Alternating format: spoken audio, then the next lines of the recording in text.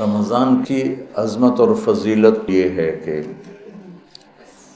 فرض 70 فرض کے برابر ہو جاتا ہے اور نفل فرض کے برابر ہو جاتا ہے۔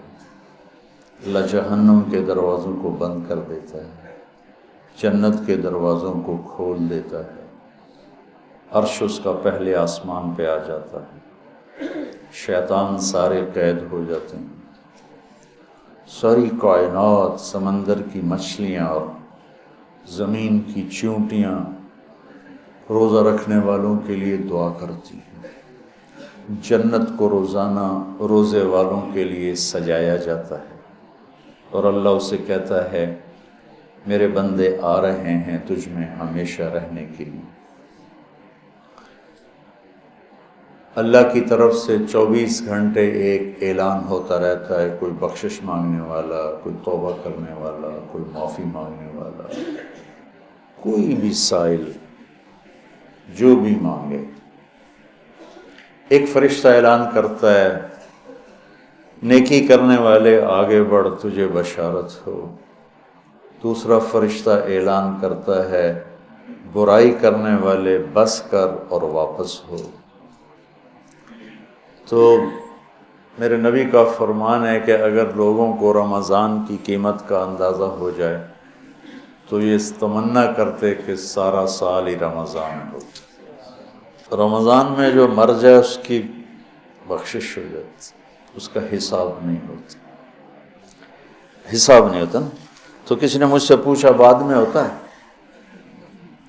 میں نے کہا اللہ تعالیٰ کوئی ہماری طرح، اللہ تو رحیم و کریم ہے، ایک دفعہ چھوڑ دیا تو چھوڑ دیا، یہ تھوڑا ہونا آ جاؤ بھائی ضمانت کینسل ہو گئی ہے دوبارہ پا دے یہ تو دنیا کے دستور، جب اس نے ایک دفعہ کہا چاؤ۔ تو یہ بہت مبارک مہینہ ہے۔ پہلی تیاری کیا ہے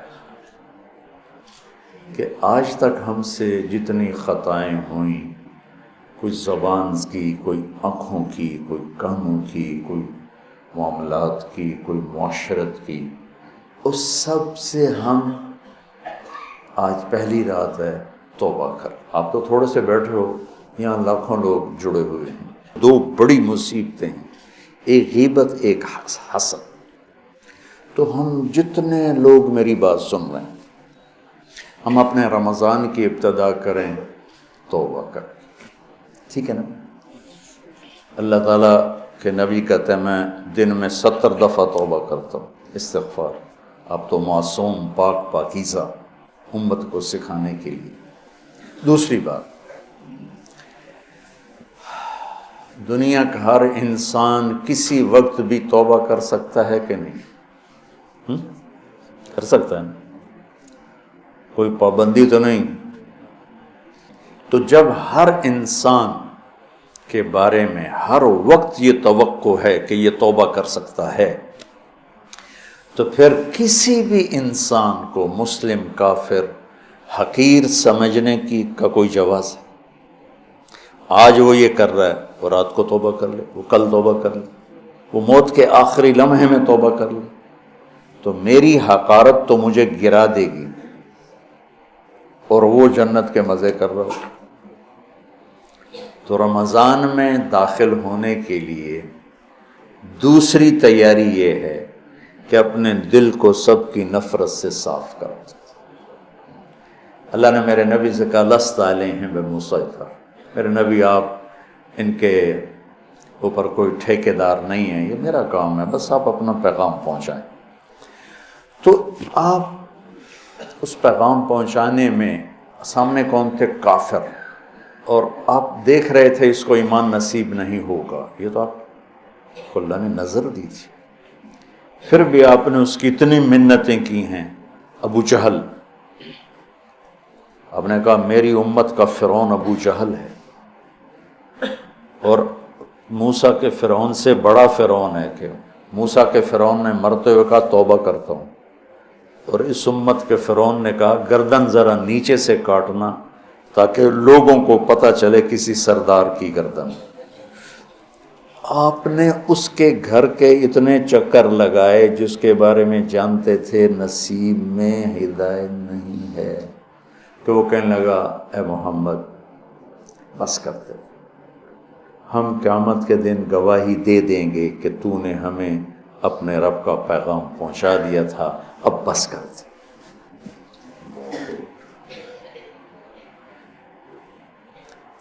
اب دیکھتے نہیں جو مریض لا علاج ہوتا ہے ڈاکٹر کہتے ہیں اب لے جائے، اس کا کوئی علاج نہیں، اس کو ہاسپٹل سے فارغ کر دیتے ہیں، گھر لے جائیں کوئی علاج نہیں، اور میرے نبی دیکھ رہے ہیں اس کا کوئی علاج نہیں، پھر بھی اب اس کی محنت کرتے جا رہے ہیں کرتے جا رہے ہیں کرتے جا رہے ہیں۔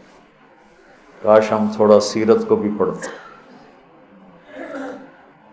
پھر مجھے خواجہ صاحب یاد آ جاتے ہیں، سکھری تروش منصوری نو ہن ٹھپ رکھ کنز کدوری نو، ہادی نہ سمجھ ہدایہ کافی نہ سمجھ کفایہ، کفایہ کافیہ وزن شعر کی وجہ سے، ہادی نہ سمجھ ہدایہ کافی نہ سمجھ کفایہ، کر پرز شرع وقایہ ایو دل قرآن کتاب۔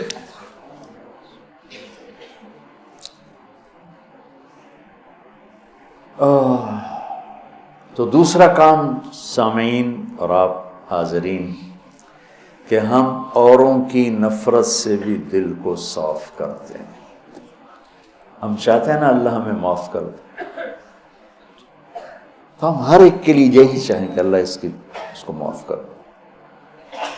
جس کو میرے نبی دیکھنا نہیں چاہتے تھے، حضرت حمزہ کی قاتل وحش، اللہ نے ایمان دے دی۔ اور بات لمبی ہو رہی لیکن یہ چونکہ ہمارے دل نفرتوں سے بھر چکے ہیں، اور بہت مبارک مہینہ ہے، اور المشاہین کی بخشش نہیں ہوتی پورے رمضان میں، جس کے دل میں نفرت ہو کسی کی اس کی بخشش نہیں ہوتی، اور اس کو ہم گناہ ہی نہیں سمجھتے۔ چند آدمیوں کے بارے میں آپ نے فرمایا تھا جہاں ملیں قتل کر دو، چاہے وہ بیت اللہ کے پردے کے اندر بھی۔ ان میں ایک عبداللہ بن ابی سرحہ بھی ہیں، اکرمہ بن ابی جہل بھی ہیں، واشی بھی ہے۔ تو وہ 17 تھے، 3 عورتیں 14 مرد، اس میں سے 13 کو ہدایت نصیب ہوئی، 2 قتل ہوئے اور 2 کا پتہ ہی نہ چلا بھائی۔ عبداللہ بن ابی سرح یہ حضرت عثمان کے خالہ زاد تھے، تو وہ ان کو سفارشی بنائے۔ اب وہ اندر سے طائب ہو چکے ہیں، نظام اللہ کے ہاتھ میں ہے۔ آپ تشریف لاتے ہیں، یا رسول اللہ یہ عبداللہ آیا ہے، توبہ کرتا ہے، آپ اس سے بیعت لے لیں، کلمہ پڑھا لیں۔ تو آپ اس سے سر چکائے بیٹھے رہے۔ پھر انہوں نے کہا یا رسول اللہ یہ عبداللہ آیا ہے، توبہ کرتا ہے، آپ اس کو کلمہ پڑھا لیں۔ پھر کہا یا رسول اللہ یہ عبداللہ آیا ہے، توبہ کرتا ہے، آپ اسے کلمہ پڑھا دیں۔ تو آپ نے اس کو کلمہ پڑھایا اور بیعت لے کر فرمایا الیس منکم رجل رشید یضرب عنقہ، تم میں کوئی سمجھدار نہیں بیٹھا تھا جو اس کی گردن اڑا دیتا؟ تم دیکھ نہیں رہے تھے کہ میں اس کا ہاتھ اپنے ہاتھ میں نہیں لے رہا تھا، تو تم سمجھے کیوں نہ، اس کی گردن کیوں نہ اڑائے؟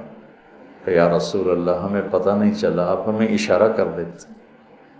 تو آپ نے فرمایا نبی خیانت نہیں کرتا ہے، نبی میں خیانت نہیں ہوتی کہ میں ادھر ہاتھ بڑھاؤں ادھر تمہیں اشارہ، یہ نبی کی شان سے پاک ہے۔ میں قربان جاؤں اس کی رحمت پر۔ اور موت کیسے آئی؟ کہ مصر کے گورنر بنائے گئے حضرت عمر کے زمانے میں، حضرت عثمان کے زمانے میں، فجر کی نماز پڑھا رہے تھے، نماز کے بعد ایک طرف سلام پھیرا السلام علیکم ورحمۃ اللہ، اور دوسری طرف پھیرنے سے پہلے ہی گر کے انتقال ہو گیا۔ ان کا تو صحابی ہونا ہی کافی تھا، لیکن اگر موت کیسے؟ تو جب اللہ فیصلہ فرماتا ہے تو اللہ کے نبی 3 دفعہ رکے رہے، پھر آپ نے بیعت لی۔ تو لہٰذا میرے عزیزو، سامعین، حاضرین، سب سے دل صاف کر دو، سب سے نیت کرتے ہو میری، جو تم میرے بچے بیٹھے ہو، میں اب اس عمر میں تم سے کیا فخر کروں گا، میرے سر کے درد کا ایک سبب یہ بھی ہے کہ میں سارا دن اس بدبخت سے لڑتا ہوں. کبھی ادھر سے کمی آتی ہے، یہ نہیں کہ کمی آئے گی نہیں، کبھی ادھر سے نفرت آتی، ادھر سے کمی آتی، اور میں جھاڑو لے کے اسے صاف کرتا رہتا ہوں. یا اللہ میرے دل میں کسی کی نفرت نہیں. سوتے ہوئے میں کہتا ہوں یا اللہ میرے دل میں کسی کا بغض نہیں. میں نے اپنے دل کو سب سے صاف کیا، صاف کیا، صاف کیا. آپ کو پتہ، جب آدمی مشہور ہوتا ہے تو محبت کرنے والوں کے ساتھ تیر انداز بھی آ جاتے ہیں. وَنَصَبْنَنِي غَرَضَ الرُّمَاةِ تُصِيبُنِي مَحْنٌ أَشَدُّ عَلَى السُّيُوفِ مَضَارِبًا، کہ مجھے ایسے تیر مارے زمانے نے کہ میرے جگر کے پار ہو کے ٹکڑے ٹکڑے کر دی. متنبی